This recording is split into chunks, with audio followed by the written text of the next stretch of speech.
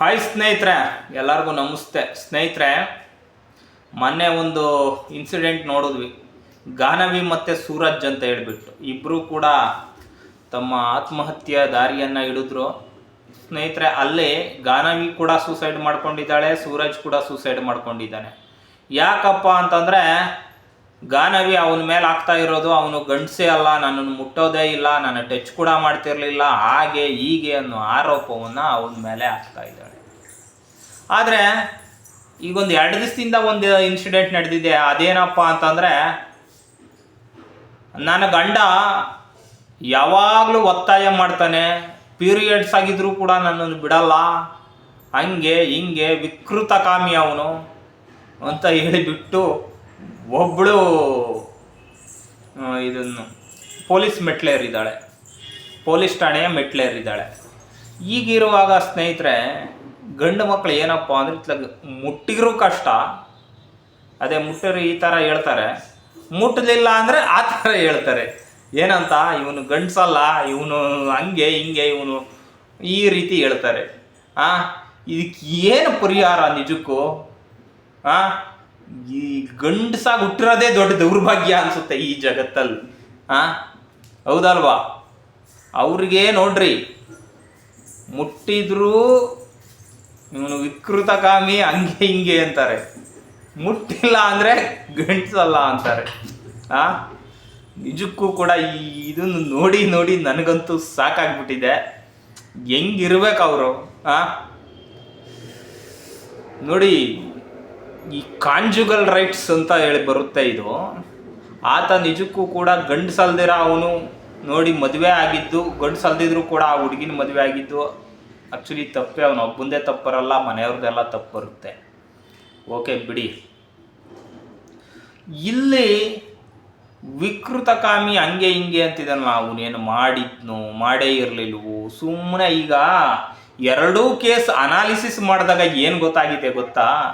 ಆ ಕಡೆ Ganavi case analysis ಮಾಡಿದಾಗಲೂ ಕೂಡ ಗಾನವಿಗೆ ಯಾರೋ ಹರ್ಷ ಅನ್ನೋನ ಜೊತೆ ಸಂಬಂಧ ಇತ್ತು ಅನ್ನೋದು ಗೊತ್ತಾಗಿದೆ. ನನಗೂ ನ್ಯೂಸ್ ಚಾನಲ್ ಅವರಿಂದ ಗೊತ್ತಾಗಿತ್ತು. ಮತ್ತು ಇವನು ಯಾರಪ್ಪ ಸೂರಜ್ ಅನ್ನೋನು ಸತ್ತೋದ್ನಲ್ಲ, ಆ ಹುಡುಗ ಹೇಳ್ತಾ ಇದ್ದಾನೆ, ಆ ಹುಡುಗನ ಮನೆಯವ್ರ ಕಡೆಯಿಂದಲೇ ಹೇಳಿದ್ದು, ಅವನ ಮೇಲೆ ವರದಕ್ಷಿಣೆ ಕಿರುಕುಳ ಹಂಗೆ ಹಿಂಗೆ ಅಂತ ಹೇಳಿಬಿಟ್ಟು ಹಾಕಿದ್ದಾಳೆ. ಆದರೆ ರಿಯಲ್ ಫ್ಯಾಕ್ಟ್ ಇದಿದೆ, ರಿಯಲ್ ಫ್ಯಾಕ್ಟ್ ಇದೇ ಇರ್ಬೋದು ಅಥವಾ ಬೇರೆಯೇ ಇರುತ್ತೆ. ಆದರೆ ಇವರು ಈ ರೀತಿಯಾಗಿ ಹೇಳೋದು.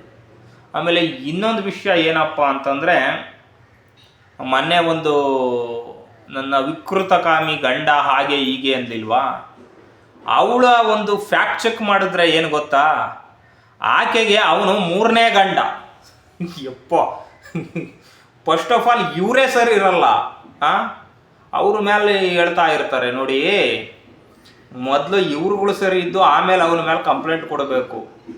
ಮಹಿಳಾ ಆಯೋಗ ಅಂತ ಇದೆ, ಮಹಿಳೆಯರ ಪರವಾದಂಥ ಕಾನೂನುಗಳಿದ್ದೇವೆ. ಇವೆಲ್ಲ ಯಾಕೆ ಮಾಡಿರೋ ಗೊತ್ತಾ? ಶೋಷಣೆಗೊಳಗಾದ ಮಹಿಳೆಯರಿಗೆ ಅನುಕೂಲ ಆಗಲಿ ಅಂತ ಮಾಡಿದ್ದು ಅಷ್ಟೇನೆ. ಆದರೆ ಅವನ್ನ ಅಸ್ತ್ರವಾಗಿ ಬಳಸ್ತಕ್ಕಂಥದ್ದು ನಿಜಕ್ಕೂ ಕೂಡ ತಪ್ಪು. ಮಹಿಳೆಯರು, ಎಲ್ಲ ಮಹಿಳೆಯರಿಗೂ ಹೇಳ್ತಾ ಇಲ್ಲ, ಗಂಡನ ಜೊತೆ ತುಂಬ ಚೆನ್ನಾಗಿ ಹೊಂದಿಕೊಂಡು ಬೆಂದುಕೊಂಡು ಏನೋ ಮಾಡಿಕೊಂಡು ಚೆನ್ನಾಗಿ ಅನುಸರಿಸ್ಕೊಂಡು ಹೋಗ್ತಕ್ಕಂಥ ತುಂಬ ಜನ ಹೆಣ್ಮಕ್ಳಿದ್ದಾರೆ. ಆದರೆ ಇಂಥವ್ರಿಗೆ ಮಾತ್ರ ಹೇಳ್ತಾ ಇದ್ದೀನಿ, ನೀವು ಸುಳ್ಳು ವರದಕ್ಷಿಣೆ ಕೇಸ್ ಹಾಕೋದು ಇದೆಲ್ಲ ಮಾಡೋದ್ರಿಂದ ಅದು ಮಹಿಳೆಯರಿಗೇನೆ ಮುಂದೆ ಪ್ರಾಬ್ಲಮ್ ಆಗ್ತದೆ.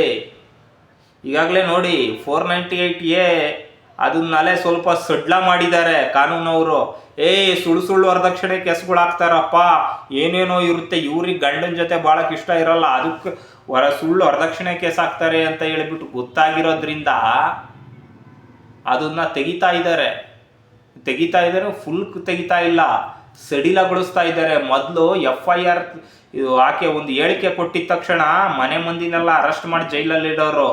ಆದರೆ ಈಗ ಹಂಗಲ್ಲ, ನೀವು ಸತ್ಯಾನ್ವೇಷಣೆ ಮಾಡಿ ಅಂತ ಪೊಲೀಸ್ನವ್ರಿಗೆ ಹೇಳ್ತಾ ಇದ್ದಾರೆ.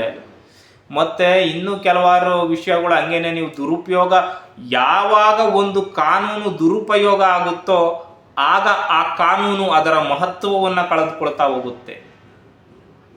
ಸ್ನೇಹಿತರೆ, ನನಗೆ ಇಷ್ಟು ಹೇಳಬೇಕನ್ನಿಸ್ತು, ಹೇಳ್ತಾ ಇದ್ದೀನಿ. ಮತ್ತು ಇನ್ನೊಂದು ವಿಷಯ ಅಂದ್ರಪ್ಪ ಮರೆತು ಬಿಟ್ಟಿದ್ದೆ. V2 ಸೂರ್ಯ ಎಂಬತಕ್ಕಂತಹ ಒಬ್ಬ ವ್ಯಕ್ತಿ, ಅವರು V2 ನ್ಯೂಸ್ ಚಾನಲನ್ನು ಶುರು ಮಾಡಿದ್ದಾರೆ, ಪುರುಷ ಆಯೋಗವನ್ನು ಪ್ರಾರಂಭಿಸಿದ್ದಾರೆ. V2 ಸೂರ್ಯ ಅವರಿಗೆ ದಯಮಾಡಿ ನಿಮ್ಮ ಕುಂದು ಕೊರತೆಗಳು ಪುರುಷರು ಯಾರಿದ್ದೀರಾ ಹೇಳ್ಕೊಳ್ಳಿ. ಅವರಿಗೆ ಹೇಳ್ಕೊಳ್ಳೋದ್ರಿಂದ ನಿಮಗೂ ಒಂದು ಪ್ರಾಬ್ಲಮ್ ಸಾಲ್ವ್ ಆಗೇ ಬಿಡುತ್ತೆ ಅಂತ ನಾನು ಹೇಳಲ್ಲ, ಒಂದು ಮಾನಸಿಕ ಧೈರ್ಯ ಸಿಗುತ್ತೆ.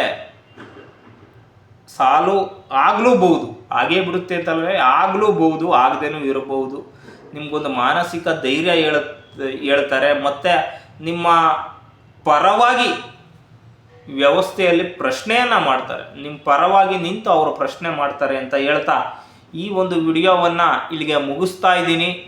ಎಲ್ಲರಿಗೂ ಏನನ್ನಿಸ್ತು ದಯಮಾಡಿ ಕಾಮೆಂಟ್ ಮಾಡಿ, ಮತ್ತು ನನ್ನ ವಿಡಿಯೋಗೆ ಲೈಕ್ ಮಾಡಿ, ಶೇರ್ ಮಾಡಿ, ಸಬ್ಸ್ಕ್ರೈಬ್ ಮಾಡಿ ಅಂತ ಹೇಳ್ತಾ ಈ ವಿಡಿಯೋ ಮುಗಿಸ್ತಾ ಇದ್ದೀನಿ. ಜೈ ಹಿಂದ್, ಜೈ ಕರ್ನಾಟಕ, ಜೈ ಭುವನೇಶ್ವರಿ ದೇವಿ.